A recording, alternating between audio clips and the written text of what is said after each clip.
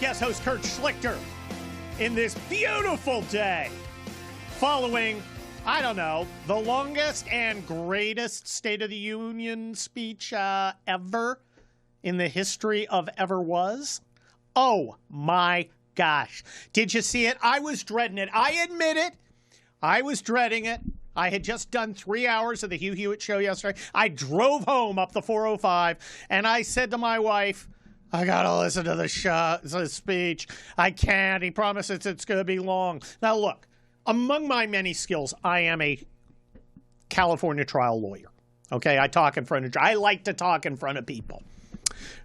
As a columnist for a senior columnist at Town Hall, I like to talk to. I get it. I understand. I just don't like to see other people doing it. When I was a stand-up comic, I would retreat to the green room and not watch anybody else. I hate it. Let me tell you, I was spellbound. I was like, this is the best Trump. This is both loose and tight at the same time. No weird tangents into about how Rosie O'Donnell is the Antichrist, although she may in fact be. No bizarre riffs on golfing and how good none of that. America is great. America is back. Look at that dude getting the Medal of Honor. Did you see that guy? Holy cow. Here, 160th Special Operations Aviation Regiment, okay? These are the guys who are the guys. They are the Delta Force of Flyers. This dude cruises out from central casting. He's still using a walker because homeboy got shot 4 times and kept rocking. Of course, he's what's called a Chief Warrant Officer 5. I'm a colonel. I've heard of them in legend. I won't mess with them. You give them their coffee and leave them alone because these are the dudes with the skills that kills. This dude comes in under fire carrying, obviously, Delta Force guys. He's getting shot at by machine guns, 2 machine guns positions. He maneuvers his Chinook, which is a giant helicopter. It's big. He maneuvers it while he's bleeding into position so the miniguns on his chopper can turn these guys into Swiss cheese. And then he lands. As he's bleeding out, he turns over to his co-pilot and goes, hey, you might want to fly us home. I'm going to pass out. Dude! And this guy, I mean, my gosh, you look at him, and it's like, rip that uniform open. There's a giant S there. Folks, those are American soldiers. That dude is the epitome. And that Coast Guardsman who rescued all those kids, Legion of Honor, that's a big medal, folks. Okay, not a lot of E5s get a Legion of a Legion of Merit, not a Legion of Honor. Not a lot of E5s get it. That guy deserved it. Of course, a Medal of Honor for the Navy captain in the secret fight against the MiGs over Korea. 4-0, U.S. Navy. Good Lord. I mean, I'm just glad that the other guy was Army because the Navy guys would be unbearable today after that giant 100-year stud. I mean, my gosh. And it's hit after hit with Trump. And he's hitting high notes, and he's again and again. And the best part, I'm not going to repeat. Well, I'm not going to play a lot of what he said because if you cared, you probably watched. He was great. I'm going to talk a lot about what the Democrats did.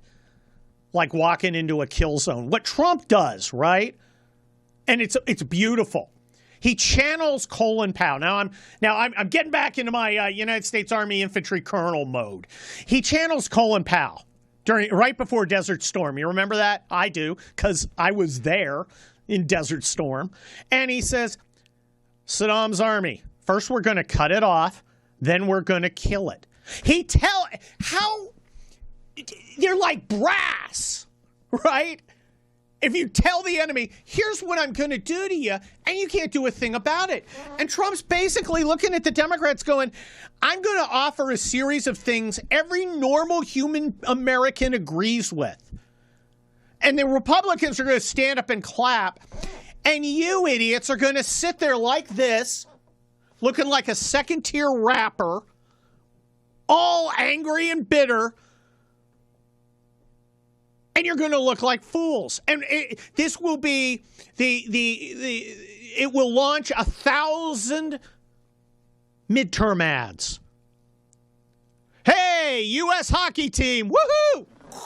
Little tumbleweed going by. Hey, American heroes, nothing. Hey, little girl killed by hurt by illegal aliens, but she's getting better, nothing. Woman murdered by scumbag criminal, nada. And he tells them what they're going to do, what he's going to do, and then he does it to them. It's beautiful. Now, how did the Democrats react? Well, they had their own little event, right? They had their the people's State of the Union. So let's join Robbie Roadsteamer, who was emceeing, dressed as a giraffe.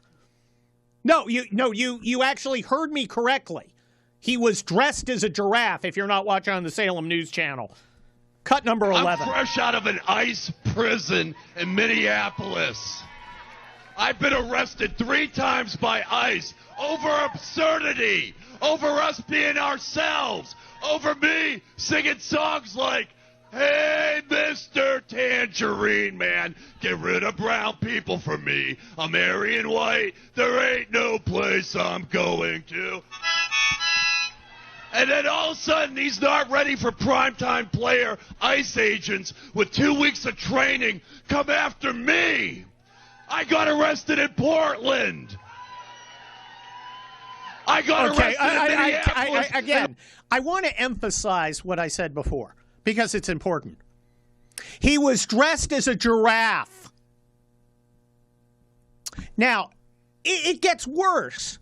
A Congress being from Oregon steps up, surrounded by people dressed as frogs. Maxine Dexter, take it away. Cut 12. I'm a mother. I am a physician, and I have a flag.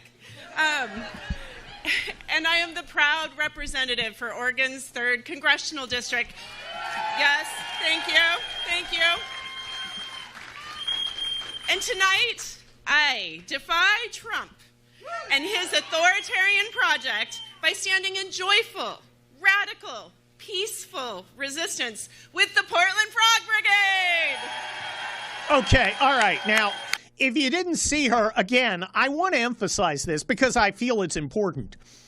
She was surrounded by people dressed like frogs. And even worse, and if you can't see her, you heard her, she gives off that vibe, right? You know how you always had that one friend whose mom never had candy at the house, right? But somehow she'd have like, instead of chocolate, she'd have like chicory or something. And she wouldn't let your friend play Army with toy guns. So you come to your house to play Army with guns. Because little kids who grow up to be men play with guns. Toy guns. Right? And guess which kid I was. The last thing is I gotta go out on Joy Reid, quote unquote, singing 13. No pueden encarcelarnos a todas. No pueden encarcelarnos a todas. No pueden encarcelarnos a todas. Imprison us all day. All right, please kill that. Adam, I want some bumper music to purge my soul. Let's get young MC bust a move. I need something to get that out of my head. Joy Reid. This is going to be great. That's Young MC coming along to purge the nightmare that was Joy Reid singing, little air quotes if you're watching on the Salem News Channel, at a Democrat counter rally. I'm joined by Noah Rothman. Noah, you had a chance to see how the Democrats reacted with their singing and their frog and giraffe-related antics from the last segment. How do you assess the sanity of these people? Well, what's really great about all this, Kurt, is that this was all part of a very concerted, pre-planned effort to ensure that Democrats wouldn't seem anywhere near as crazy as they seemed last year. This was the plan. It was supposed to be. This was leadership wanted to make sure that its members that it could control were not in the chamber making a scene. That's not everybody. Al Green, Ilhan Omar, Rashida Tlaib can't control those people. They were going to make a spectacle of themselves no matter what.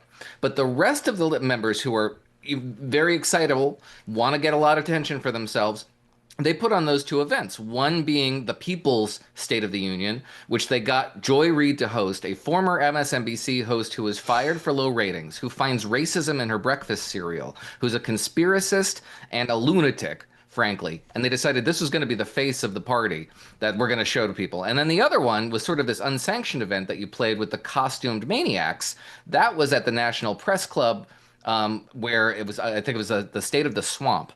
And there were a few members there, but that was one that most of the Democratic Party shied away from, because that was just going a little too far. But not all. The Democratic Party is so disunited and so fractious and so interested, so invested in making spectacles of themselves that they decided that they were going to put on all these other shows in order to demonstrate that they're a competent and capable governing alternative to the Republican Party. And they ended up just looking more crazy than they looked last year. Oh, the best laid plans of men dressed as giraffes and mice. I'm not even sure what to say about it. I mean, what's the thought process? All right, Dave, I need you in a giraffe costume. All right, Madge, I want you to get a bunch of Antifa guys dressed as frogs. And then Joy, can you rock a little for us? Thank you. It was nuts. And then you look at Donald Trump, and I did not know which Trump we were going to get. For all I knew, he could have walked in, grabbed his groin, and yelled, "I got your State of the Union right here." Instead, we got the very best Trump. We did. He was far more restrained. There was a lot of anticipation that he would have the reaction, for example, to the tariffs ruling that he displayed in the immediate wake of it, which was very perturbed and very energetic and not especially deferential to decorum or tradition or what have you. That was not the same Trump that showed up there.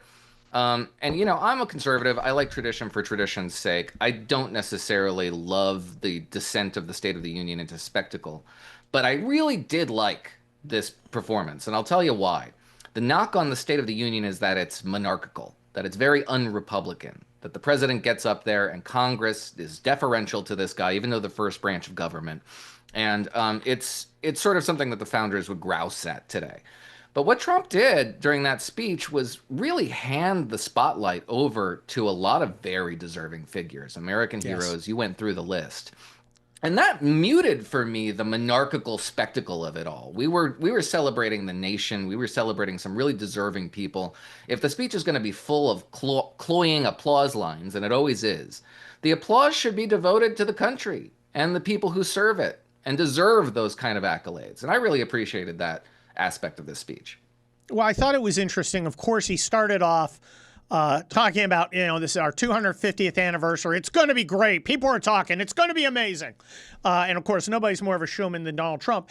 And then he proceeded to kind of celebrate America, like you said, with this list of heroes, normal people, military folks, victims of horrible tragedies and tragedies that were preventable because they were as a result of maladministration, often by the opposition party. It was very effective. Yeah, and he did, but he was so positive, and I think that's what we're going to see for the next, until the midterms. I think the midterms kicked off yesterday. I'm just wondering, how do the Democrats handle this? Because so much of their base is in a place where, how can we celebrate this? A country built on slavery and genocide that's situated on stolen land. I mean, on July 4th, how many HuffPo articles are going to come out about how Trump failed to do a land acknowledgement? So this could go one of two ways for Democrats. I really feel like the party was in that very same self-destructive self-hating place in 2019. Democratic Party had gone absolutely nuts in 2018, 2019. This is the era of the Green New Deal, free college for everybody. This was the racial reckoning of 2020. And in 2019, the Democratic Party have fielded a ton of presidential candidates, the majority of whom competed with one another to strike out for the most radical position they possibly could. Even Joe Biden got caught up in that to a certain extent, but he mostly declined to play the game, and he won as a result of that. Now, the question I have is whether he won as a result of that because he was previously the vice president, because he had institutional clout behind him, name recognition, and could muster the organization that he had already developed over the course of 20 years to win South Carolina and come back in that primary race? Or was it a result of the Democratic Party responding to incentives, political incentives that inclined them towards more moderation than what was on offer from Kamala Harris or Elizabeth Warren or Eric Swalwell, what have you? I don't know the answer to that question. And I suspect that it's more likely that the fact that Joe Biden was vice president at one point is more attributable to his victory than his so-called moderation at the time, which would lead me to conclude that the Democratic Party is going to go much more radical this time around because there is no quasi-incumbent in the race. There is nobody who's a political pole around which the party is in orbit. It's a very wide open race. And I think the party will succumb to its instincts to be as radical as their ids want them to be. Well, I think you're right because there is no incentive to be normal and not crazy. Ro Khanna flirted with it, saw it wasn't going anywhere, jumped in the kook lane, which is pretty much three of the four lanes, two of which are occupied by J.B. Pritzker. There's no institutional or other incentive not to be crazy. The crazier you are, the more attention you get. And even if they lose, they still maintain at least some level of attention as the true believer. Is there any room for a moderate? Are there any potential moderates out there? I guess maybe Josh Shapiro. Yeah, yes. I think probably Shapiro would occupy whatever that lane is. And lanes, as a theory of primary politics, are problematic and fraught, but they're a good visual, a good metaphor for how these things unfold. Yeah, I think he's as close as you're going to get. And that's the other thing, is that the kook lane is going to be quite crowded. There will be a lot of competition for that space, and not a lot for the moderate space, which does leave some openings for enterprising moderates. Well, frankly, I don't think this Democrat Party can ever nominate someone who's Jewish and won't apologize for it. I just don't see it. I think it's a broken party, and I wish it all the pain it can suffer. But of course, that's Husker Du covering Sonny Curtis's Love Is All Around, the Mary Tyler Moore theme. I couldn't think of a better song to introduce my friend Carrie Pickett from the Washington Times, where she is the White House reporter. Carrie, welcome to the Hugh Hewitt Show. Love is all around. It's great to be with you, Kurt, especially after last night. My goodness, there was lots of love going around there at the Capitol. Oh, my gosh. Of all the possible Trumps, I think that was the best possible Trump. How about you? I think it was indeed. I mean, look, Trump went in there and you had such an interesting crowd there because it was a bunch of empty seats where you had some Democrats who decided that they were not going. They're going to have their own little boycott out on the mall. But at the same time, you decided, or rather they decided, that there was going to be a few of them who were going to heckle Trump. You had the Rashida Tlaib and Omar, you had Ilhan Omar and the Al Greens of the world who were going to do their little heckling as well.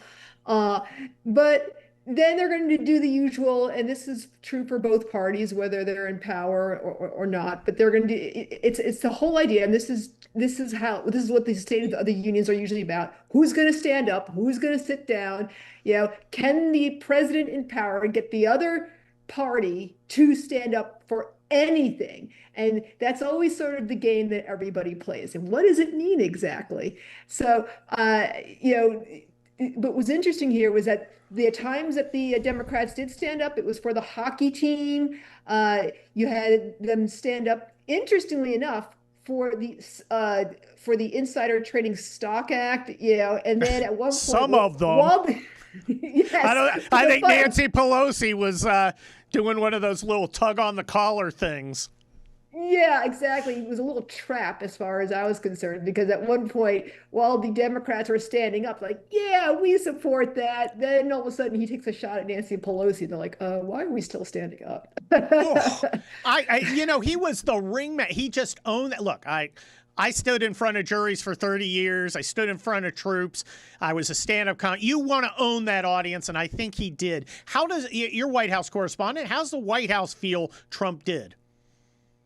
I think the White House feels very confident about what he did. Because look, Donald Trump went in there to deliver the message that, yes, the union is strong, okay?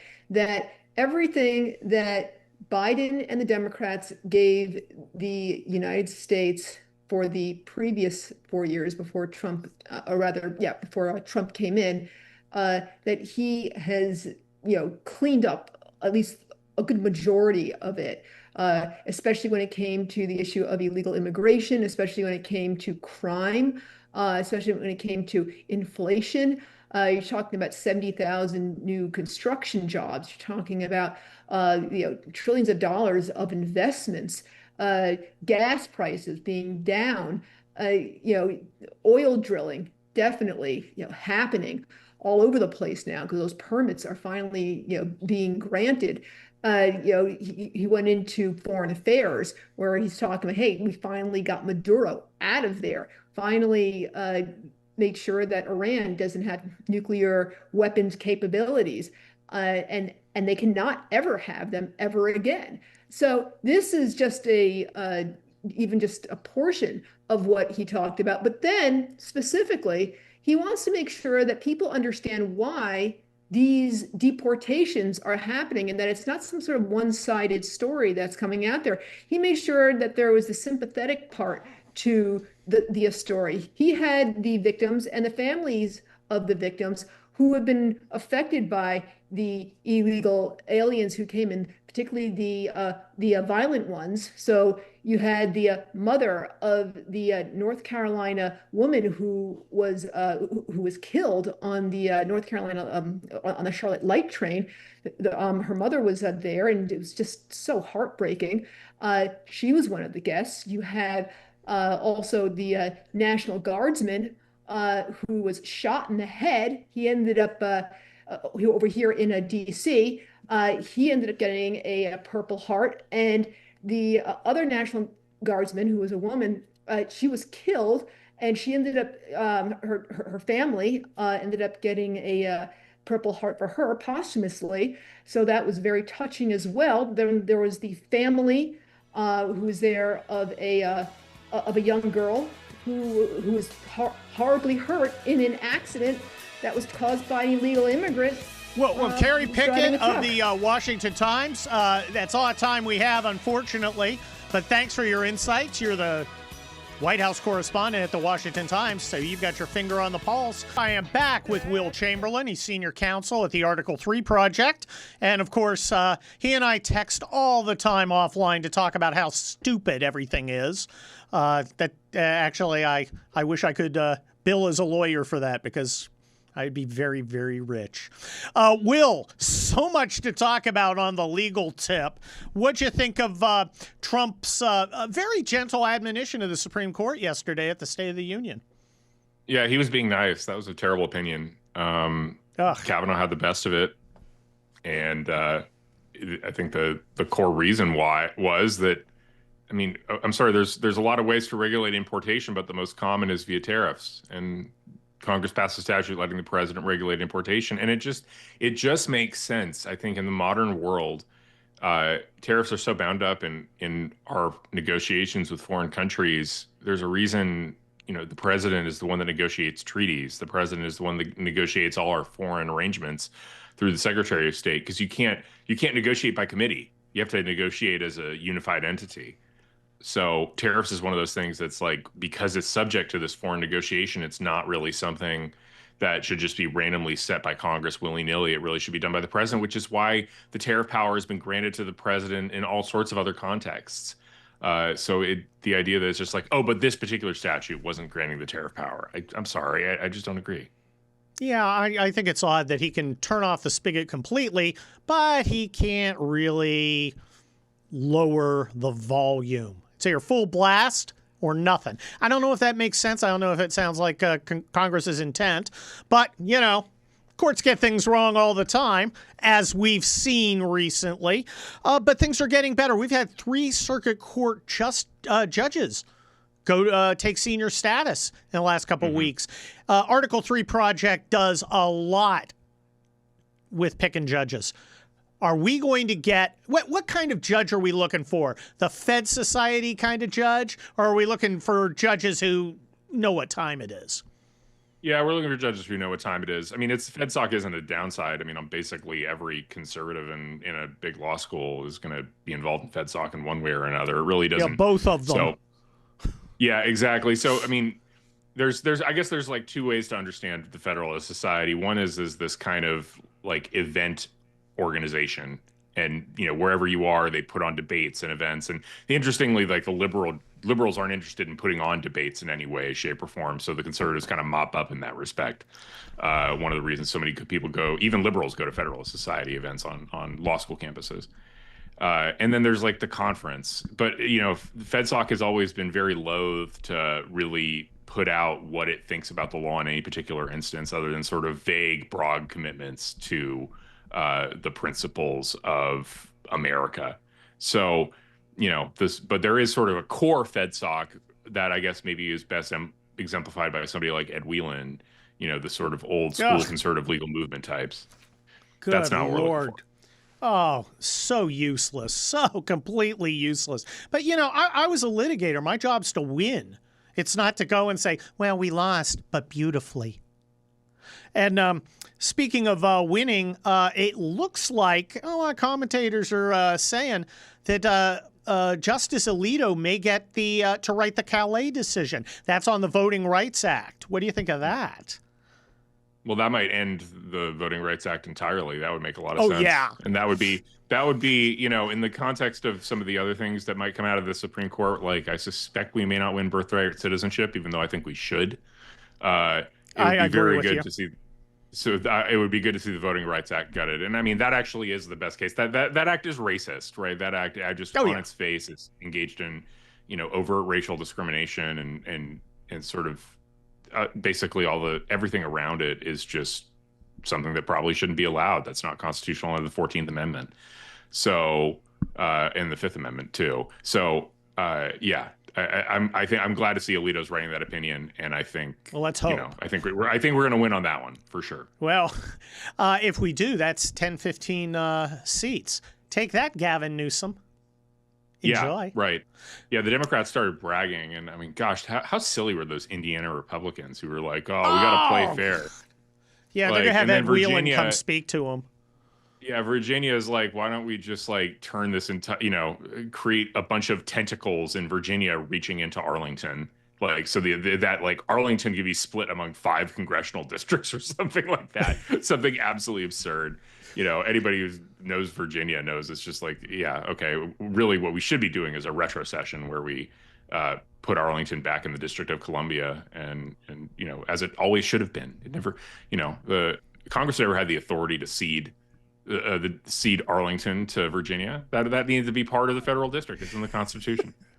Hey, they're liberal. They should love Washington, D.C. But also banging around Washington, D.C. is the rumor of Justice Alito perhaps retiring in this summer. What do you think of that, and who might replace him? I mean, I think that there's a good chance that. I mean, I'm not like, and again, I'm not like trying to push him in any way here. Like Justice Alito is a hero, and he's I hope amazing. he serves. He's a great justice. I think that I think my guess is, if you're just asking me like, what does he think? I think he doesn't want what happened to Ruth Bader Ginsburg to happen to him. Right? I think that's the sort of he wants his seat to be held by a rock-ribbed conservative as long as possible and to protect his own legacy. My suspicion is that he will probably retire. And I mean, there's a lot of really good people to pick from. I think, Amul Thapar is very, very good in Kentucky. My personal favorite is probably James Ho out of the Fifth Circuit in Texas. Oh, he's a superstar. He's a rock star, and whip smart, very based. That's exactly the kind of person we want on the Supreme Court. You don't think it's going to be another kind of, for lack of a better word, apolitical justice? You think it's somebody who's going to be reliable? That's Leonard Leo's on the outs with the president, so it's sort of like it's not going to be a conservative legal movement pick. Yeah, no, I think my boss is, probably going to have a little more sway than. I think your boss Mike Davis is going to have a lot of sway. Tell him Kurt Schlichter's taking himself out of contention. I don't want to clutter. Okay, I will. I don't want to clutter up the decision making. That's Will Chamberlain of the Article 3 Project. Those guys do great work. You should check it out and support them because they're the ones fighting for our courts. You need a telephone. And you need it cheap. Consumer Cellular. You've heard Hugh talk a lot about it, how you can switch your carrier, save money without any sacrifice. That's because Consumer Cellular uses the same towers as the major carriers. It's the same coverage, but a lot less money. Make the switch today. Get $25 off at consumercellular.com/Hugh. If you're over 50, you get one line of unlimited talk, text, and data for just $35. Plus, there's more. You get an additional $5 off a month for the first $5 when you visit consumercellular.com/Hugh. Use promo code HUGH25. Get one line of unlimited talk and text and data. Again, $35 a month. Then you get $5 more each month if you use the promo code HUGH25 at consumercellular.com/Hugh. Or you can call them 1-800-411-4454. When I come on the Hugh Hewitt show, I love being able to tell you about people I've worked with. And I've worked with Andrew and Todd at their former company. If you've been waiting for years for the right time to buy a house, this might be it. Market's looking a lot different. Interest rates are coming down. They're going to come down farther. You need to move. That's not going to last forever. Prices will go up. Get in the market while you can. Andrew and Todd at Union Home Mortgage have over 40 years of combined experience. They'll help you understand your options, get fully approved, and move forward with confidence, but without pressure or guesswork. Again, I've got 2 mortgages from these guys in their previous incarnation. I trust them. I'm never giving up my mortgage. They practically pay me to have my house. AndrewandTodd.com. That's AndrewandTodd.com. Or call them 888-888-1172. I'm not telling you to do anything I haven't done myself twice. Finally, are you sick of dealing with a slow computer? Most people blame their device, but the real slowdown comes from heavy traditional antivirus programs that hog storage and drag everything down. The answer is a cloud-based antivirus. It's called WebRoot. It's engineered to stay out of your way. It takes up 33% less space than bulky competitors, scans 6 times faster. For a limited time, you can save 60% on WebRoot when you go to WebRoot/Hewitt. That's 60% off today, but only when you go to WebRoot/Hewitt. AI's changed the cybersecurity game. Scams are smarter, malware's faster, phishing emails look shockingly real. But the good news, you don't need to be a tech expert. You just need WebRoot Total Protection. So again, you can get 60% off today at webroot.com/Hewitt. Check it out. I'm joined by another guy who's airborne qualified. He's one of the 2 senators from the great state of Pennsylvania, Senator David McCormick. And, we're both airborne. Good to see you, Kurt. How are you? I'm doing great. We're both airborne. Airborne. But you saw this Chief Slover guy yesterday. Holy cow! Did he give you a giant inferiority complex? Yeah, he was impressive. And the 100-year-old Medal of Honor recipient. I was listening. He said he flew his missions in 1952. I mean, Jeez. what a hero. 200 shots on his plane. I mean, you have two great Americans right there. Well, how about that? How about that young petty officer? Now, you and I have been have had the honor of leading young Americans, and sometimes I don't think Americans fully appreciate just how great our troops are. Unbelievable. And 2 years ago, 3 years ago, I think we would have both said our military is on the verge of collapse. We couldn't get the recruiting numbers. People didn't want to serve. The military, I think, had gone down a path where it was woke and had a political agenda. And a year into President Trump's term, we now have the recruiting, blowing out the recruiting numbers. More great young Americans want to serve than we have opportunities for. It's the best of America. And I think you and I probably share this. Of all the things we've done in our lives, probably other than marrying our wives and having kids, that's the greatest honor that I ever had. And it's the thing I cherish most in my career. Well, it's, I got to tell you, the pride meter was pagan red yesterday, watching those great Americans who are still serving. Now, of course, I want to ask you about the State of the Union, but everybody here on the Hugh Hewitt Show is curious. Tell us about your relationship with your Democrat fellow senator from the Keystone State. Well, we walked into the House chamber together last night. He had a suit on, so I told him that I've got the title that my 6 daughters would never have dreamed possible: the best dressed senator from Pennsylvania. He laughed. Listen. He campaigned against me. I never really had spoken to him until after I won the election. But we sat down, and he said, "Listen, I've had a near-death experience. I'm just here. I don't have any patience for the nonsense. I want to do good things for Pennsylvania. You want to do good things for Pennsylvania. And, we have lots of disagreements, but let's find ways to work together." And sure enough, we have done just that.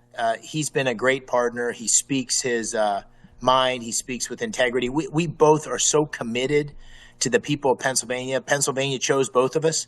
And we're finding great ways to work together, whether it's on fentanyl, where we introduced a joint bill for a joint task force on stopping fentanyl, whether it's in keeping the government open, whether it's on fighting against anti-Semitism, whether it's on helping mushroom farmers in Pennsylvania. We are lockstep, and it's been a great partnership. It's the best surprise I've had since coming to the Senate. Well, I'll tell you, of course, the Schlichter family on both sides is straight out of Pennsylvania. And you guys are both Selena Zito approved, so you're okay with me. Let's move on to the State of the Union. What'd you think? Listen, I was sitting there just thinking to myself, what a difference a year makes. Oh, my God. I campaigned with the president across Pennsylvania. We campaigned together 15 times at rallies in Pennsylvania in 2024. And I heard what he said. He promised that he was going to stop the flow of illegal immigrants across the border, stop the flow of fentanyl, which killed 4,000 Pennsylvanians last year, that he was going to embrace energy dominance, put us back on top as the energy power in the world. He said he was going to help working families by bringing great jobs and reducing inflation and getting wages up. All those things have happened. We have made enormous progress. It's not to say people in Pennsylvania are still worried about housing prices or health care. They are. There's still more things to be done. But it's hard to imagine a more consequential year for any president. And the thing I love most is he's doing exactly what he said he's going to. Just go down the list. Here's what he said. I think part of the reason people are so surprised is politicians so rarely do what they said they're going to do. And he's doing just that. So I was proud of the speech. I thought the Democrats had really no response. I thought when he put them on the spot on the most basic question of what's most important, not recognizing that their primary responsibility is to stand up and protect America just shows you how far the Democratic Party has gone astray. And I think the president, did a great job. The final thing I'll say, nobody does pageantry like President Trump. Wow. I mean, the calls from the gallery, the people that were there, whether it's the military heroes, the hockey team, the Venezuelan gentleman who had been in prison. I mean, it was just one great uplifting surprise after another. So I thought a great night. Well, Senator Dave McCormick, There are rumors swirling around that Justice Alito, a conservative stalwart, may in fact retire after this session concludes. So you guys may have a confirmation hearing over the summer. What have you heard about this, and what would that look like? You know, honestly, I've not heard that. So you're one step ahead of me.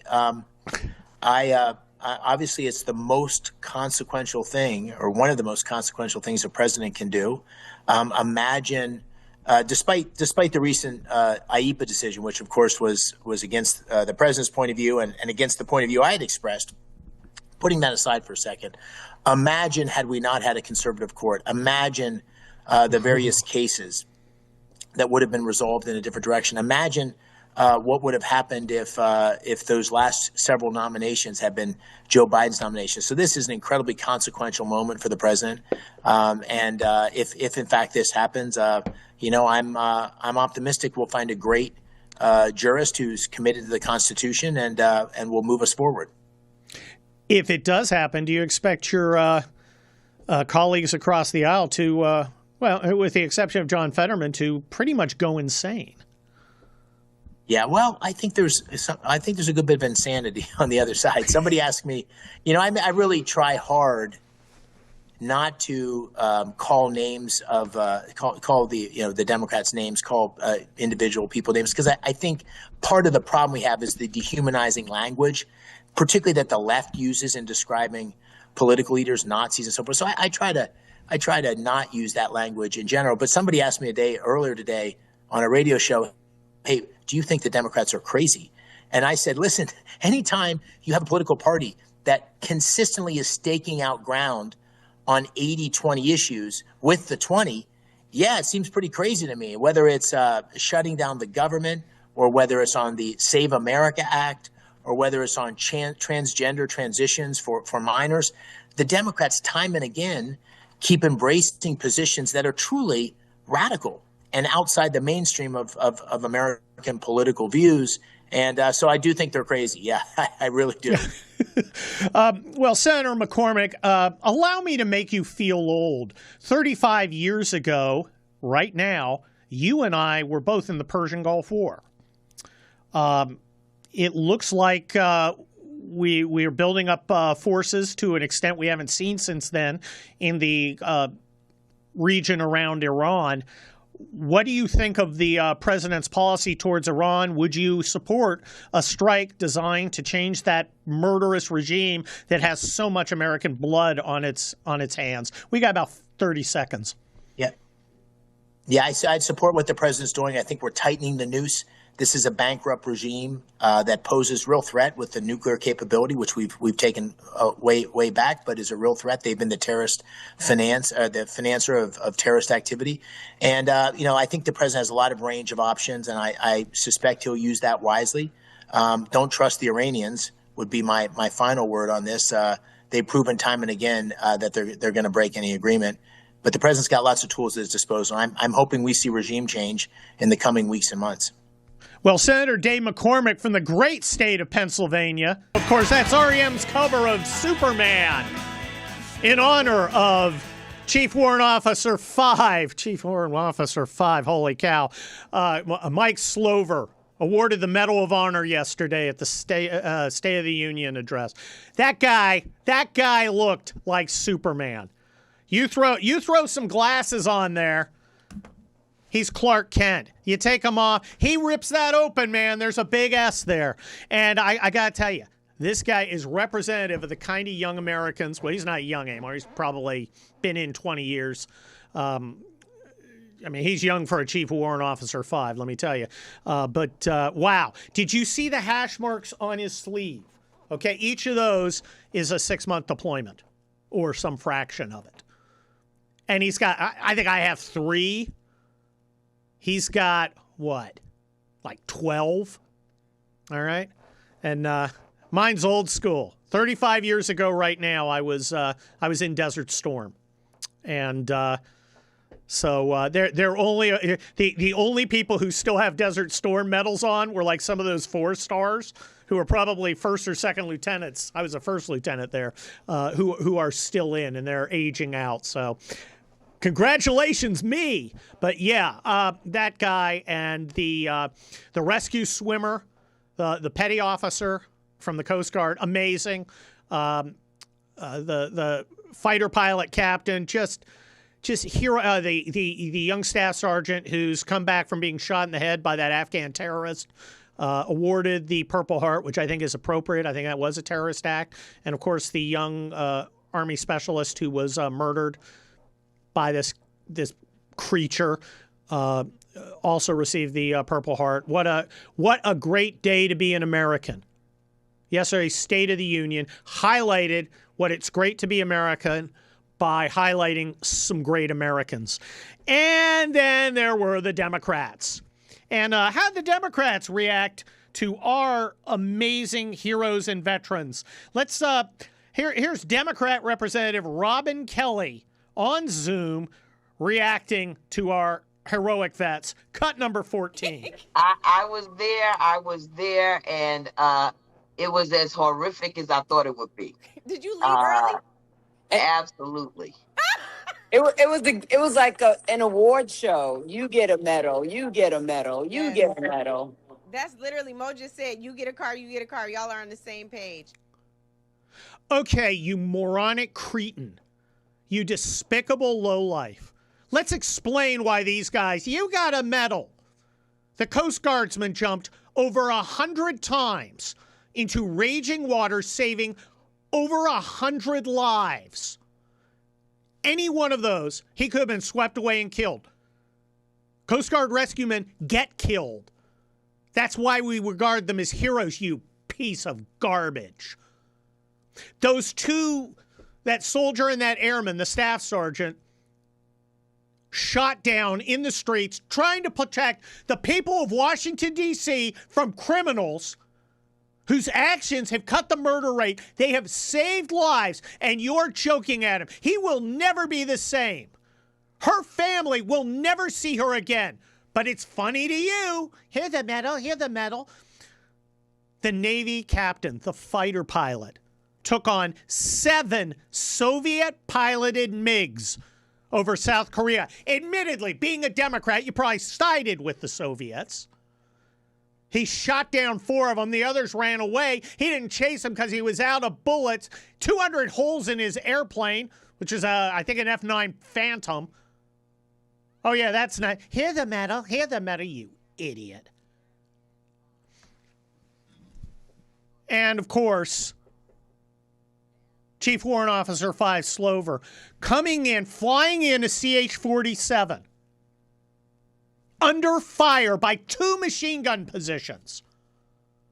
He's hit 4 times in the leg. Does he stop? Does he cry? Does he talk about his feelings? He maneuvers his aircraft so the miniguns on his ship can annihilate those Cuban scum. Cuban communist scum. I love normal Cubans. They're about a warrior people. Of course, the communist Cubans went back in shoe boxes.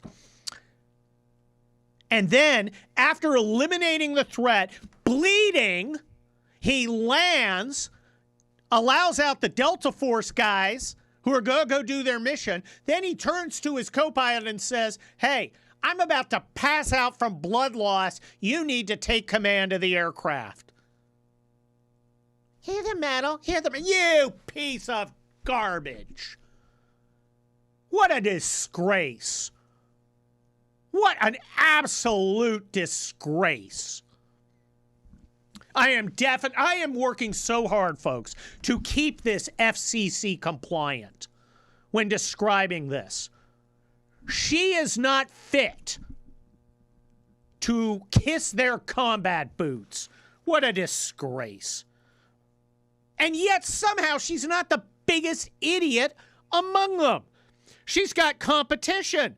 Let's try Representative Janelle Bynum, number 9. What did you think about that moment when the president was asking Democrats to stand up for American citizens during that part of the speech when he was talking about immigration and immigration enforcement efforts? I think you can agree with the what, like standing up for American citizens, but I disagree with the how. And so it's always about how do we bring our country together, but not stand on the backs of others. There's thinly veiled racist language, anti-immigrant language in what he was asking, and that was uncomfortable. So, standing up for America is racist. I'm surprised she didn't begin that segment with a land acknowledgement. What a clown. What a buffoon. And yet, still, she's got competition for biggest idiot. Nancy Pelosi had to weigh in. I don't know if she's drunk. I hope she was. Cut 10. I thought the speech was lazy. It's one thing to acknowledge patriotism and people getting well and everything when you have absolutely nothing to do with their courage or the rest, but you spend an hour and a half doing it. What is the state of the nation? Yeah, she's still a little bitter about the whole stock trading thing. I love when Trump called her out. Nancy, you gonna stand?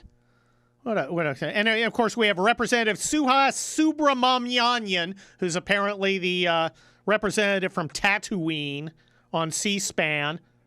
Cut 15. And particularly that point where he asked people to stand when it comes to the topic of sanctuary cities. What was your position, and what did you think of that technique during the speech itself?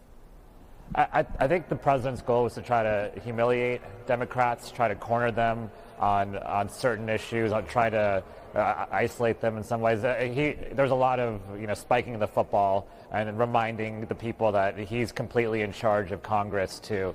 And Republicans certainly were getting up and clapping for everything he said because they see it as their job to do nothing but support this president. Right, stop.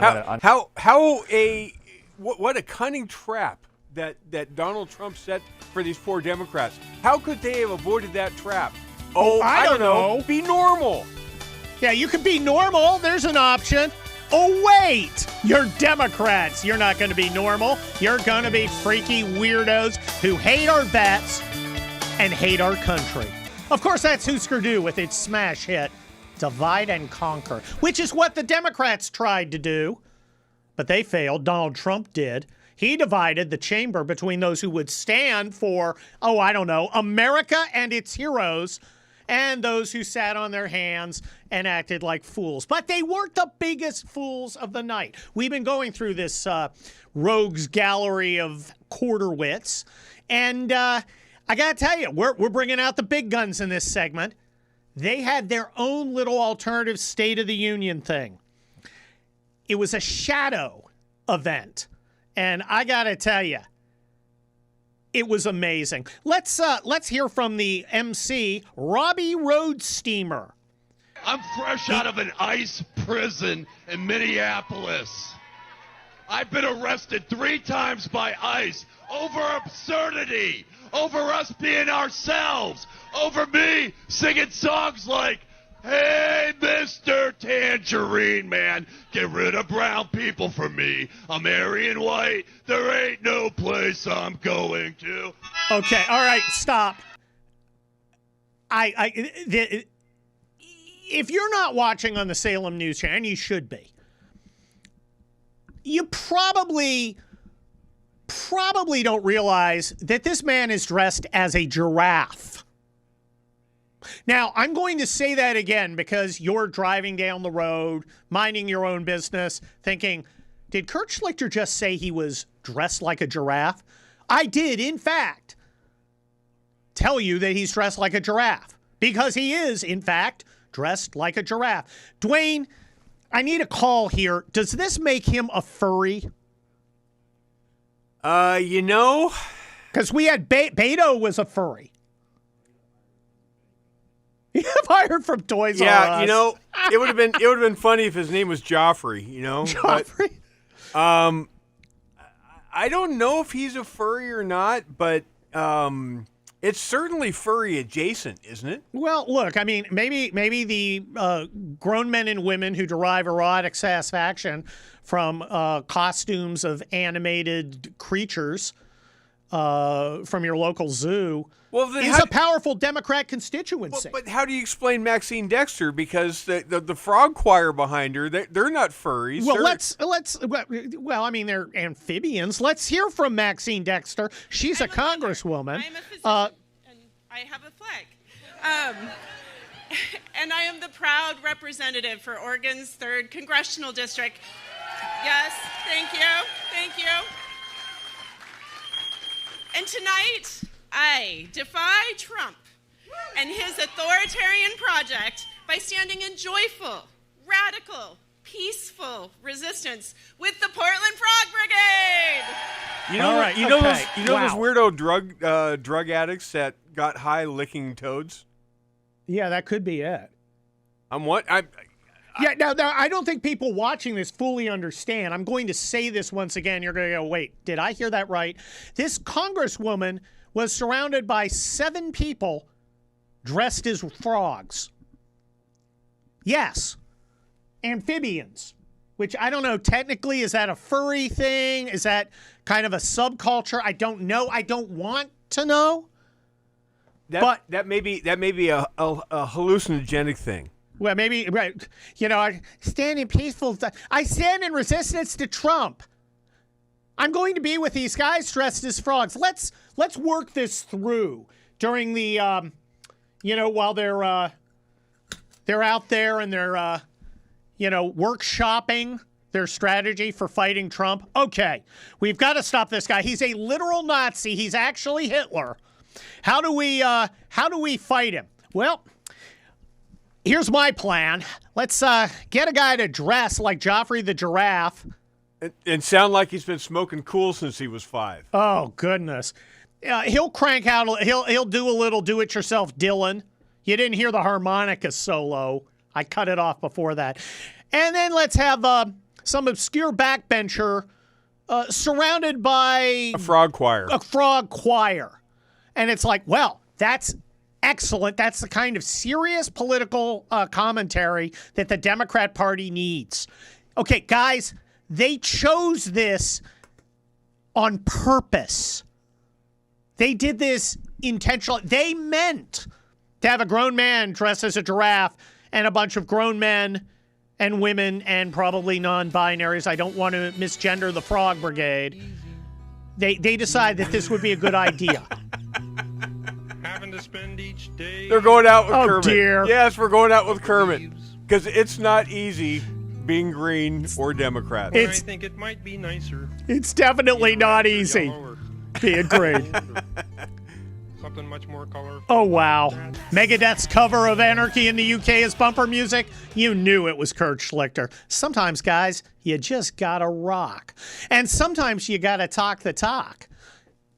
The next guest is somebody who I've been following on Twitter. It's Christopher Wilson. Chris Wilson, QED, is where you find him. His timeline is invaluable. He's, how do you say it?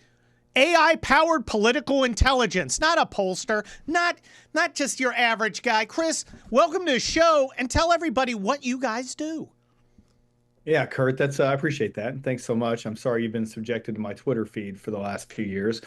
But what we do is, and I should say, I mean, it is very different than polling. And, I was named Pollster of the Year after the Glenn Youngkin campaign. And so I've been in this industry for a long time. But I got the opportunity to see what Eyes Over does and then join them as CEO in 2025, just about a little bit over a year ago. And Eyes Over monitors all online conversations and extrapolates from those conversations to monitor sentiment, to measure narrative velocity. And candidly, I just found it far more useful from a standpoint of understanding what was occurring in real time. We'll see polling come out over the next few days and weeks, but we knew what was happening by the time the speech was over last night. Oh, very interesting. I can see it might be difficult though, because I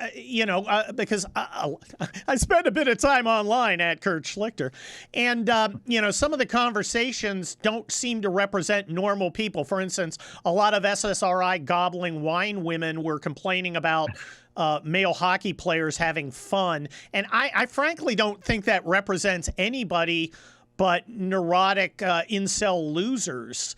How do you guys get out the AstroTurf and get down to the real pay dirt?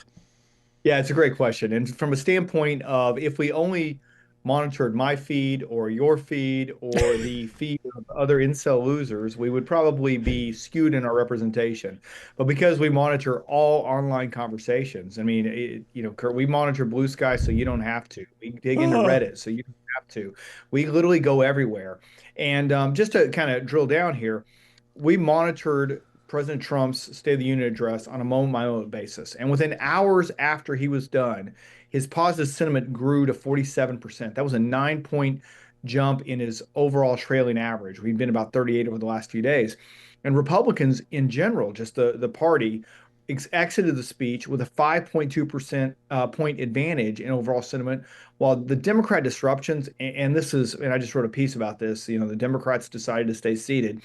It was their refusals to stand created immediate negative framing spikes across the political spectrum. And so the takeaway to me is not just that my feed or your feed or Republicans liked the speech. It was that the narrative pressure broke in the Republicans and President Trump's direction. And that really matters going into the next few news cycles. Well, look, I just read your, before we came on, I read your column in Town Hall about when the Democrats stayed seated. And it does seem like that was a key moment.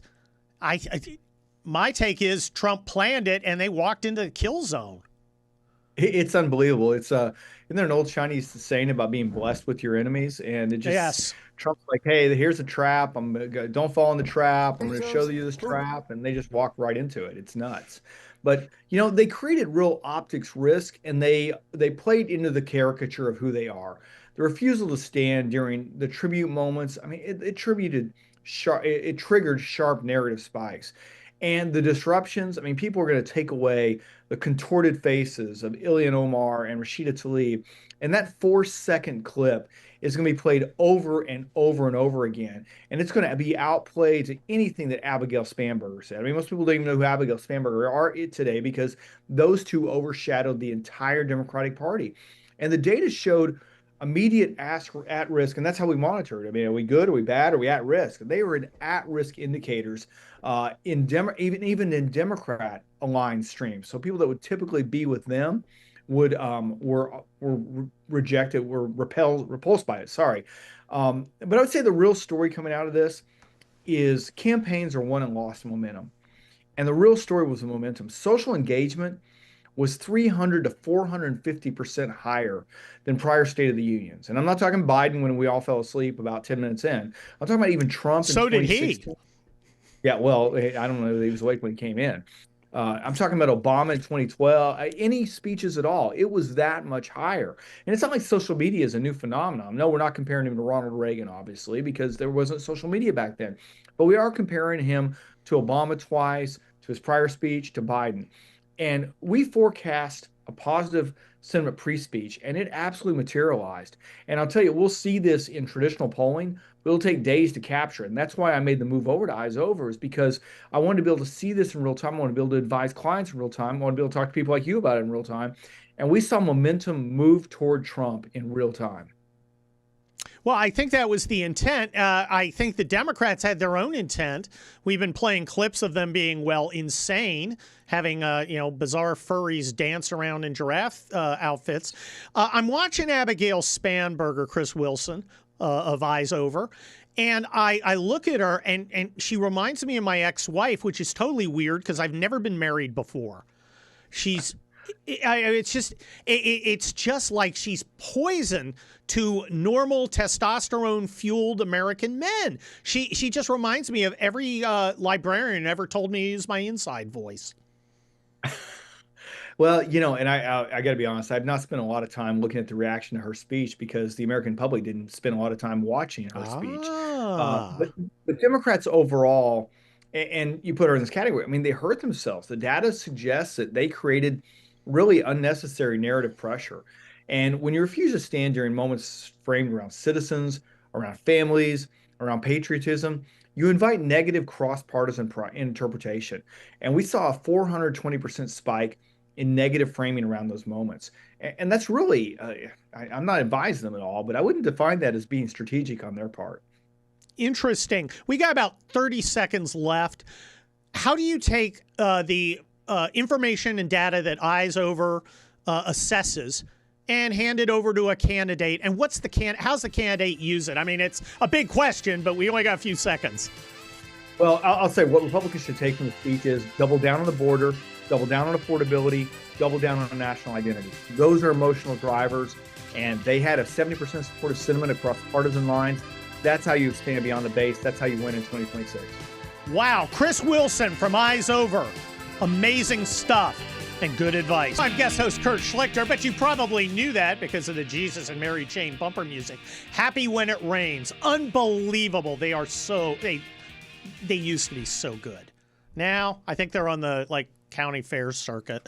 Anyway, I want to talk to you about strategy, and I want to bring producer Dwayne in on this because he's got a new article going up at Hot Air, and he has a theory that if Donald Trump looks more normal than the Democrats are losing. But I want to put this in a little military strategic way, which is what is your focus as a force? What are you focusing on? For instance, if I'm commanding a brigade, I may want to focus on grabbing certain territory or on destroying particular forces or on positioning myself so I limit the enemy range of motion.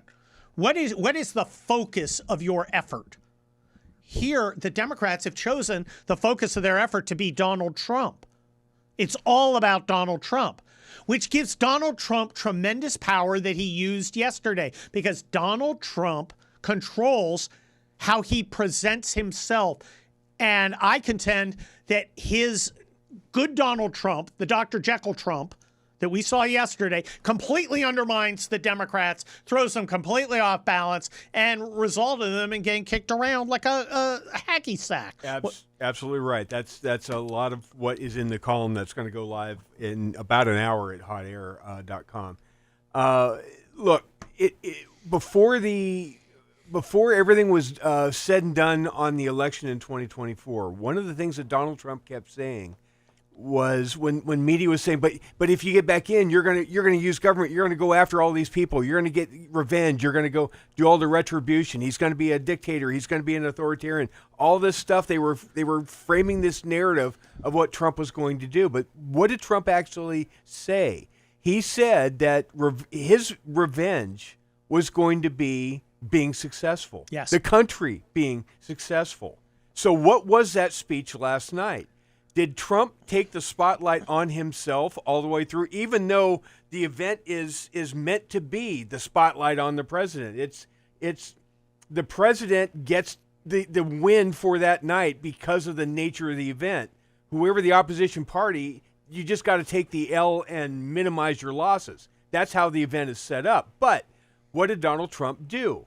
He took the spotlight, instead of it being on him for 2 hours, he put the spotlight on American heroes, whether it be sport, whether it be military, whether it be other walks of life, mothers of victims of crime, people that have beaten the odds and come back, resiliency. He spread the spotlight on the best of America. It's like if and Democrats couldn't handle it. It's like if you set up an ambush on a trail, right, and the enemy decides to come on another trail. Yeah. And what do you do? Democrats were Wile E. Coyote walking off the cliff. with the Acme Ang with the Acme on their Ang. head. I'm guest host Kurt Schlichter. You might know me as the senior columnist from townhall.com. You may know me as a trial lawyer of 30 years in Los Angeles. You may know me as a retired United States Army colonel. I'm also the author of a bunch of books, the Kelly Turnbull series of conservative action novels, including the most recent, Panama Red. Boom, in the People's Republic series. Also, a bunch of other books, including one I wrote with my wife, Los Angeles, Silver Bullets on a Sunset Strip. You can get those and all my books out on Amazon. It's a lot of fun. I love being a guest host at Hugh Hewitt Show. It is particularly enjoyable when you have so many idiots to make fun of. And after the State of the Union address, the Democrats' performance, it's like thank you for the gold. All right. Thank you for the comedy gold. Trump by being normal, completely discombobulated these freaks. And we've heard several times already, I may or may not play it again, the gentleman who was the MC of their alternative event, a man dressed as a giraffe who was singing, "Hey, Mr. Tangerine Man." Get it? Tangerine Man. Because Trump, he's orange. Get it? It's funny. Ha! Yeah. Okay. And a congresswoman who you've never heard of hang out, a bunch of people dressed as frogs. Weird anime stuff aside, we're going to put that over. There was a lot of lunacy from in the chamber. But before we get there, I want to do one more. I want to revisit perhaps my favorite of the outside lunacy. Joy Reid at the Democrat Shadow event decides she's got to burst out into song. That would be cut number 13. No pueden encarcelarnos a todas. No pueden encarcelarnos a todas. No pueden encarcelarnos a todas. They cannot imprison us all. And they've got, wow, I'm trying to figure that out. You got, Jory, they cannot imprison us all. It's as some creature, and I don't know its gender. It had a pink hat. You be the judge. Singing along. And I regret to inform you that the boomers are singing again. They do this occasionally. Wow. Hey, free bit of advice. There's this concept called dignity that I would recommend y'all explore a little bit. Because then you wouldn't look like complete goofs. Because you do. And inside, there was a lot of goofiness going on. Ilhan Omar, who is now going to be the face of the Democrat Party, she's sitting near Rashida Tlaib, who is almost equally loathsome. They're both like secretariat in the loathsome Belmont Stakes. It is Ilhan Omar decided she was going to add her thoughts to Donald Trump's speech. Let's go to cut number 4. Officials who block the removal of criminal aliens, in many cases drug lords, murderers all over our country. They're blocking the removal of these people out of our country, and you should be ashamed of yourself. So she's sitting there screaming at Donald Trump. You can't hear her. She's gesticulating wildly. Rashida Tlaib's jumping in some background vocals, right?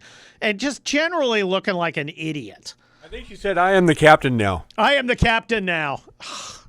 It's just, I'm sure she liked it when Trump was like, "Yeah, the Somali pirates are ransacking our public trough in Minneapolis." And did you notice as soon as he went down that line, the camera instantly goes to her. Yeah. Just like when they were talking about Democrats wanting to trans kids secretly.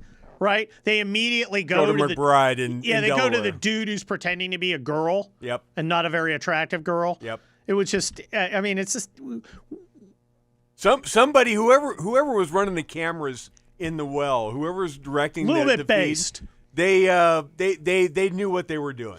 Well, anyway, as Schumer's, as Ilhan Omar's sounding off, right? On footage, Schumer goes on CNN on the B-roll. The footage is Ilhan Omar screaming while Chuck Schumer says the following to John Berman. Cut 17. Bottom line is very.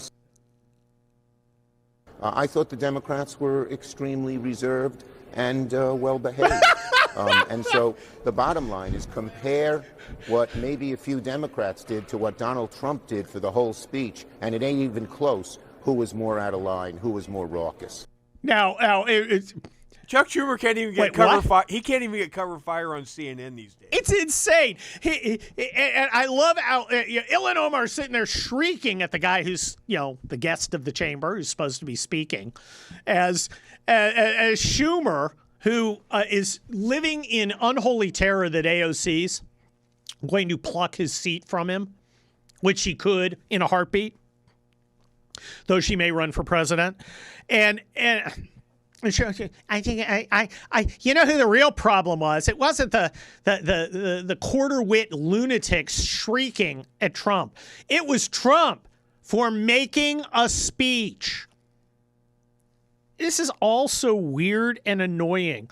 Schumer had more to say. Cut number 7. Bottom line is very simple. We agree we need to protect Americans. He's not. By his reckless ICE agency in Minnesota, 2 Americans were killed. Americans are being pulled out of their cars and beaten. Americans' houses, the doors are being knocked down, without a warrant. And no other police department in America, run by Americans, has done what ICE has done. So yes, we want to protect Americans. He's not doing it, and that's why the American people are against what ICE is doing. So it was legitimate and right not to stand. Oh, so let me get this straight. The real problem isn't the 20 million illegal aliens you brought into the country. It's attempting to enforce the democratically enacted laws that say they have to go home. That's Schumer. Well, we're not going to stand to support Americans because that darn Donald Trump is sending people who shouldn't be here back to where they belong. Yeah, okay. And American people are living in fear. I don't know, Dwayne. You feeling fearful that somebody's going to ship you back to wherever the Patterson family came from? I'm guessing Scotland. Yeah, pretty much. We're Scotch-Irish here. You and I can wander the moors together after ICE knocks down my door without a warrant to send me away. I hope if I get the deportation order, I have at least enough time to pack my kilt. Get your kilt going? Yes. Here's the problem. It's all the Americans who've been killed by these illegal aliens. And, of course, Donald Trump pointed that out. And Democrats didn't say. Democrats can't stand for a little girl whose body was smashed and broken because some illegal alien got a California commercial driver's license. Look. Thank you, Governor Patrick Bateman, Sr. This is always set up to be whoever does the State of the Union, whichever party's in power that gets to do it, they get the W for the night because the event is tailor-made for the president to give a banger of a speech. They've got weeks and months to prepare for it. It's up to the opposition party to minimize the damage. They're going to get the L for the night, whatever happens, unless the president can't read the teleprompter. I used to tell my clients when I was actively practicing, look, you're going to lose your deposition. So you will do not the least win. amount of damage. Do the least amount of damage. Don't act like a lunatic. And they couldn't do that much. Couldn't do it. Couldn't do it. Hey, summon the giraffe guy to do his Dylan riff. Yes. Have Joy Reid pick up a mic and sing. Great plan, guys. Great plan. As you know, I'm a retired United States Army infantry colonel. I was the blunt end of the spear. The next guy is the sharp end. And now I could spend the entire segment on his military resume, but we're not going to do that. Let me sum it up. SEAL Team 6, Army Ranger qualified, paratrooper. Holy cow, this guy's done it all. But let's move on to what's really important. He's got a new objective. It's taking out Thomas Massie. Yeah, the fake Republican, the pseudo-libertarian. This is a guy who's going to win Kentucky 4 for us.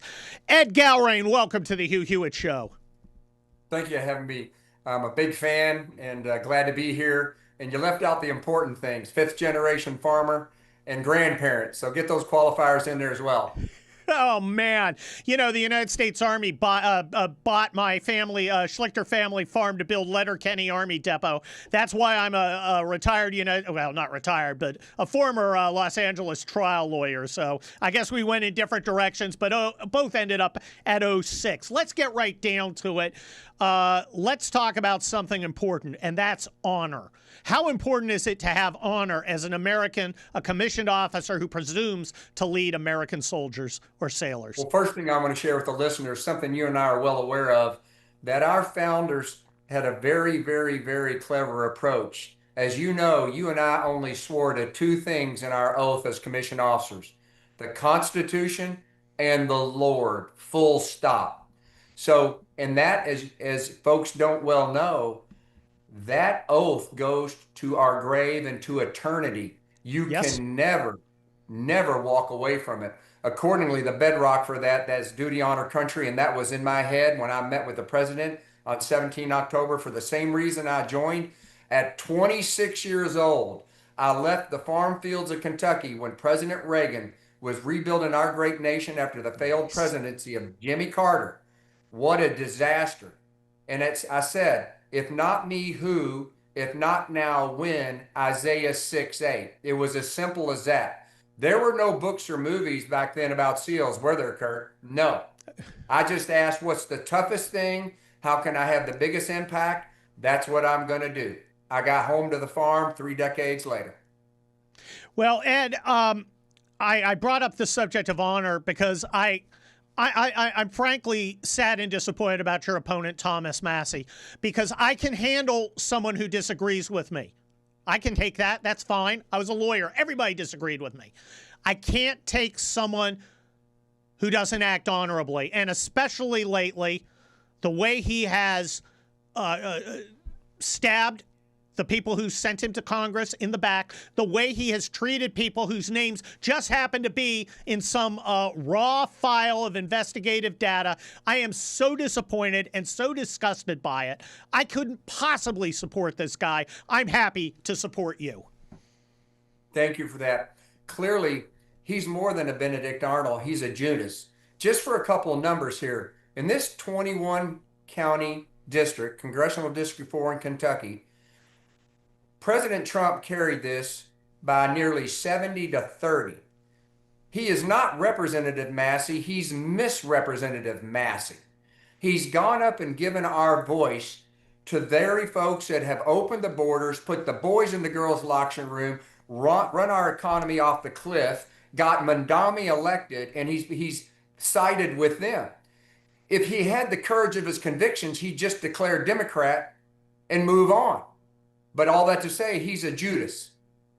Well, look, you understand a maxim, just like I do, that amateurs talk about operations, professionals talk about logistics. You've got a primary to win. Let's talk about how you intend to do it. Question 1, are you going to have the money to take this guy down? Well, let me give you an example.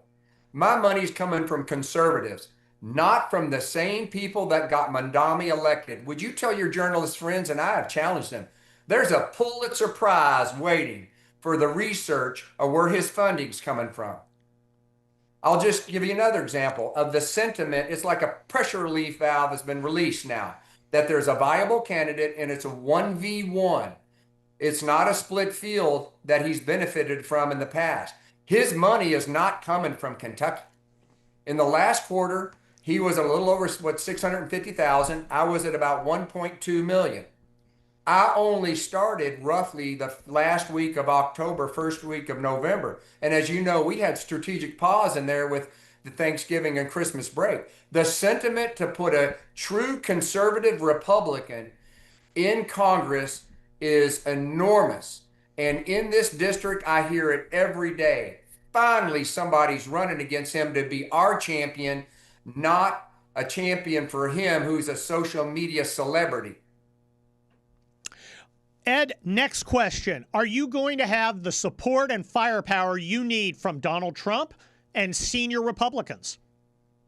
Absolutely. You might see that he endorsed me right off, and there's been a number of posts and communications from the president. And at some time when time allows, I want to share the meeting with you, but I want to share very briefly with the listeners. First of all, the president is as kind as a good shepherd. When you see him, he's such a gentleman when he's with his grandchildren, say on the golf course. That is the president that we elected. And we saw him last night as a statesman of the world, delivering that, the statement of, in front of the Congress there and the American people. It was a wonderful presentation. So all that to say, I've got his backing. And back to your point about the funding, it's coming from conservative Republicans, not the kind of people that elected Mandami that are donating like the Democratic Socialists and those other folks that are donating to Massey. They love him. He's essentially the MVP of the squad, AOC, and the rest of the pack over there.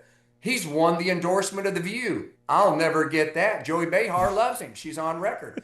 Crazy Crockett, tweets about how wonderful Thomas Massey is. All that to say, he does not represent this district. He's misrepresentative Massey. Do not be fooled by his IO campaign, and you understand that fully. He's not one of us. Oh, I do. I speak fluent Kentuckian. Well, look, you're also a combat leader. You understand you're only as good as the team you built. How's your campaign team? Wonderful. President Trump has been gracious, and an enormous amount of talent came in that knows this business, and it's been wonderful. Then it's built out with volunteers here that have come to us as that pressure relief valve has been released. And it's just been absolutely wonderful. And I will tell you, it's so gratifying to go out there and meet folks one-on-one. I'd much prefer to have a cup of coffee, glass of tea, a bite to eat, because I'm a Kentuckian, and that's how we do business. And that's how I'll do business in Congress. I want to add something else. It's not just my fighting position in Congress of 435. My battle space for the conservatives, the party, and the president is all of Washington that I've navigated as a senior military officer and a consultant for national security and foreign policy. I will be where I need to be to best help our agenda, America First, conservatives, so we can sustain that and fight what is clearly an effort to have a coup against our nation and the democracy, which is put on full display by the Democrats. Their intolerance is only exceeded by their arrogance.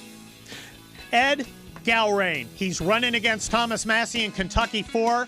Ed, have your people reach out to my people. Give you my phone number. Let's talk more. As I'm playing The Clash, London Calling. Let me ask my next guest, Sarah Bedford, Washington Examiner, political and investigative reporter. Sarah, you ever heard of The Clash?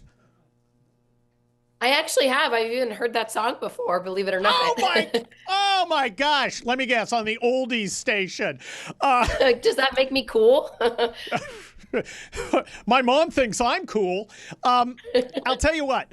I thought yesterday's State of the Union address was exactly what Trump needed to do, and I thought it was very cunning the way he pulled it off. What do you think? And what do the people in power in Washington think? Well, it was a good reminder of why Donald Trump won, right? Some of these issues that he won on just a little over a year ago have sort of gotten away from him in terms of public opinion. The immigration agenda, for example, had really fallen in popularity because of the way it's been executed in Minneapolis and elsewhere. Just the public had started to get a little squeamish about the optics of some of these really aggressive deportations. But when Donald Trump lays out his immigration agenda the way he did last night, it's a reminder to voters why Republicans have retained the advantage on immigration, why Donald Trump has been the leader on this issue, even though Democrats had sort of for years assumed that they, as having the more perceived, Hispanic-friendly agenda, would be the more popular party on this issue. And it's just a reminder that if Donald Trump could really just stick to his core promises about the economy and immigration and not get so swept up in some of the other things that have distracted from his first-term agenda, there's no reason why this couldn't be an enormously successful second term for him. Well, Sarah Bedford, we know what the Republicans are going to say about the State of the Union. We know what the Democrats are going to say publicly. What are the Democrats saying privately about how last night went? I do think there's some discomfort among the Democrats about the way members of their party looked heckling Donald Trump in a frankly unhinged way at some parts of the State of the Union. That's not something that Democratic congressional leadership wanted to see from their members. There was a sort of admonition from House Minority Leader Hakeem Jeffries for just everyone to cool it and don't make us look dumb. And it feeds into the narrative that Donald Trump has about congressional Democrats. I mean, he stood there at the podium and called them crazy and said they're impossible to work with and they're irrational. And then in some ways, a few of them sort of proved Donald Trump right by screaming at him and refusing to stand for the notion that the government should support American citizens over illegal immigrants. They sort of played right into Donald Trump's trap. So optically, it wasn't a very good night for Democrats. Well, Sarah Bedford, I'm looking at Chuck Schumer, who's obviously very afraid of AOC challenging him. I'm looking at Hakeem Jeffries, who, let's put it this way, he's not going to get a Nobel Prize for particle physics anytime soon. And I don't see strong leaders who are able to discipline their wildest outliers. Is that good assessment, or am I being a little simplistic? No, I think that's a great assessment. Do you think Pelosi ever would have let that nonsense fly when she was in charge? Definitely not. I mean, last year when she had relinquished control of leadership, you had the really embarrassing auction ping pong paddle thing that the Democrats did during Trump's first joint address to Congress. And this time it was all over the place. But Democrats don't have a leader in Congress or really anywhere.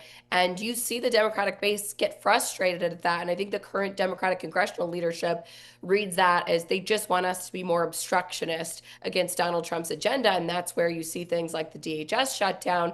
That's not necessarily what Democratic voters want to see. They just want to see some sort of strong leadership in Washington. They don't really have that right now.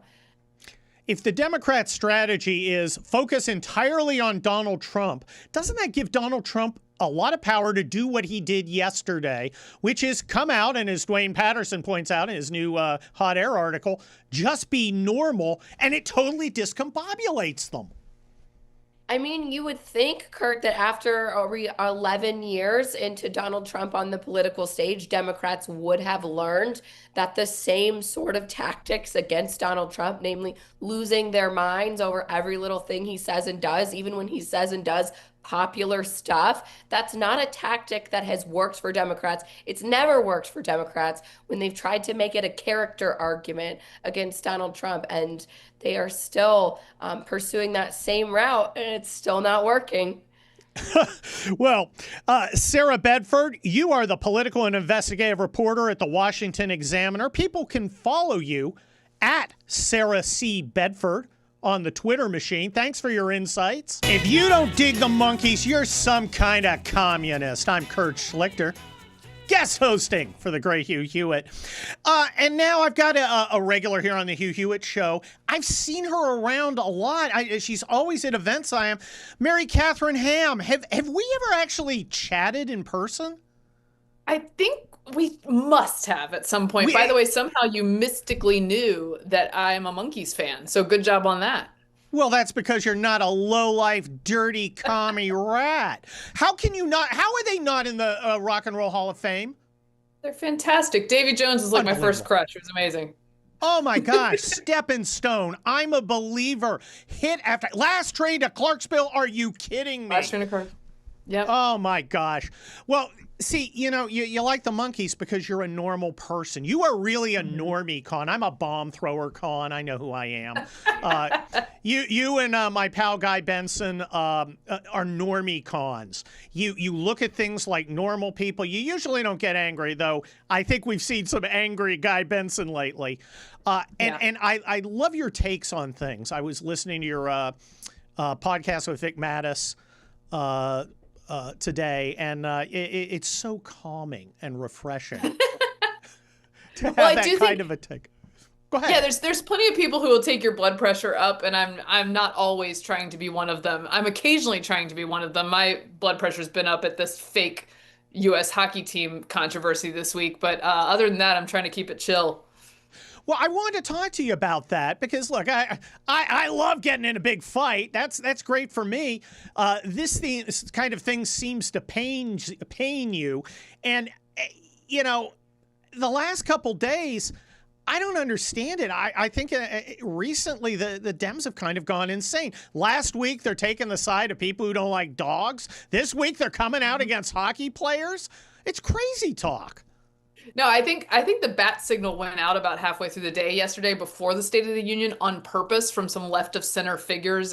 Stephanie Cutter and Joe Scarborough were both like, hey, let's not try to cancel the men's gold medal winning hockey team. I don't think that will play well, because they knew that Democrats are hearing all from their crazy left wing online that these guys are bad now. We've decided they're bad now. And we also don't love the country very much. So let's go against them. And they're afraid that Democrats are going to sit for the gold medal winning hockey team, which is not a good look, but this is where they land because they listen to these online people. And by the way, the controversy is totally made up. Oh, so much of this stuff is objectively ridiculous, but enough about the Epstein factor. It becomes what you accurately called in your podcast, the second or the second term's Russia collusion hoax. It's just all ridiculous. But Dwayne has a theory, and I think it's a good theory. And his theory is when Trump's normal and the Democrats look crazy, Trump wins. I think yesterday was the start of the national part of the midterm campaign, and I think Trump looked like a normal guy I'd want to hang around with. I agree. I think his way of doing the State of the Union is very good. This is your life. Who knows who's going to come through the door? People get excited. I was drawn in. My cynical self, even at hour 2, was watching a 100-year-old deserving Royce Williams get his Medal of Honor, and I'm loving it, right? So I think the way he does that is very impressive. I think he fought his worst instincts when he commented on SCOTUS, and he kept it pretty chill, which is good. And then you've got Ilhan Omar yelling at him obsessively while he's really just doing a pretty entertaining speech. So I think that is a dynamic that doesn't play well for the Democratic Party. Well, I think they looked like lunatics. You got Rashida Tlaib and Ilhan Omar there, kind of almost a singularity of stupidity, screaming and yelling like children. And Trump's just basically ignoring them. And then he draws them into will you stand up if you love America, stand up. And about half the Democrats are like, no. Yeah. Well, and this is one of those things where, like, as a normie con and a normie adjacent person, because I'm too interested in politics to be actually normal, but I am, close to it. This is a real concern because what Democrats say and telegraph and explicitly do with their time and work and energy is value citizens who've committed crimes and illegal immigrants over tax-paying, law-abiding citizens. They tell you all the time what is important to them. They tell you that criminals who attack you should have special treatment and they should get your money. And this is what they do, whether it's welfare benefits or just general leniency in the law. And there are normal people who go, wait a second, why am I paying into the system when illegal immigrants are put above my needs most of the time? Are these guys running focus groups at the Oberlin Faculty Lounge? It's nuts to me. Now, but like I said, you are sane. You are a normal person. Your Getting Hammered podcast is a beacon of sanity. These guys, I was wondering how you thought that these Democrats are going to react. On a 250th anniversary year, we have a year of celebrating America, and you're celebrating it with a special series of podcasts. I am. I'm trying to read primary documents from or by the founders every day of the year, as many days as I can find. And there's some great stuff in there, like John Adams advising all the citizens to start making saltpeter so we can have massive amounts of gunpowder during the revolution. So if you check out the Getting Hammered feed, you will find readings there. But I think this hockey controversy is actually a preview of what the left is going to attempt to drag Democrats into for America 250. They're going to say that merely loving your country, celebrating its birthday, being excited about the greatest gift of freedom in the history of humankind is bad and political and Trumpy. And that kind of messaging is not good for normal people. Normal people like the country. They don't think it's a scourge upon the earth. They think celebrating its birthday would be fun, just like they think the hockey team is great and fun. And if you are on the opposite side of that, you're doing the wrong thing. Period. Well, look. Yesterday, Donald Trump walks out. Well, actually, he had to be helped out because he's recovering from wounds. And you have a pilot who looks like he's asked Central Casting. If he ripped his uniform open, there'd be a big S there, right? Yes. Well, check out Getting Hammered with Mary Catherine Ham. It is a great podcast. It's Schlichter approved. I've had a great time. Dwayne, I think this is a pretty good post State of the Union show. Yeah. Well, we've got Donald Trump and the Democrats to thank for that. This show kind of wrote itself, right? I mean, it's an embarrassment of riches as opposed to the Democrats who were just embarrassed. My favorite's I'm not sure if it's the woman surrounded by frogs or the guy in the giraffe suit, or Joy Reid breaking out into song. That was even there were so many fun parts about this. Wow. And I'm working on a column that I'm going to file for our friends at Hot Air in just a little while. Look, here's the deal, and you just talked about it with Mary Catherine a couple minutes ago. When Democrats are so consumed by hatred of Donald Trump that they make themselves look like the crazy people, and Donald Trump pointed out, they called him crazy at one point. But when Democrats make Donald Trump look like the normie in the room compared to all of them in their reaction, when Donald Trump is the normie, I'm here to tell you, Democrats aren't winning elections. They're not going to win the argument. By Donald Trump being the normie, that's not a winning formula for success. He comes in, he's positive, he's uplifting.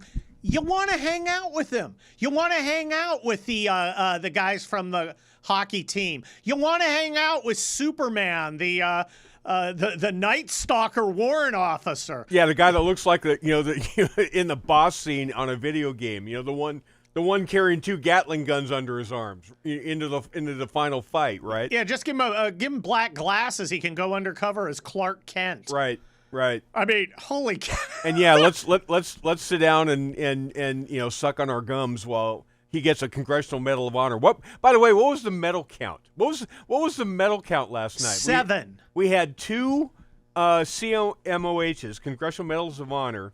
We had a Presidential Medal of Freedom given to the goalie, Connor Hellebuck. And we had 2 Purple Hearts. Yep.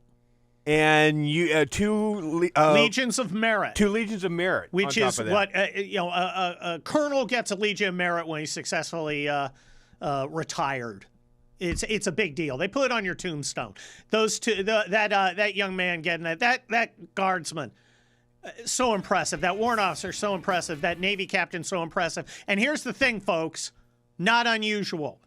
Not unusual. That's the quality of our American troops. That is why I was so proud and, frankly, baffled that they allowed me to participate and even command these heroes. It was amazing.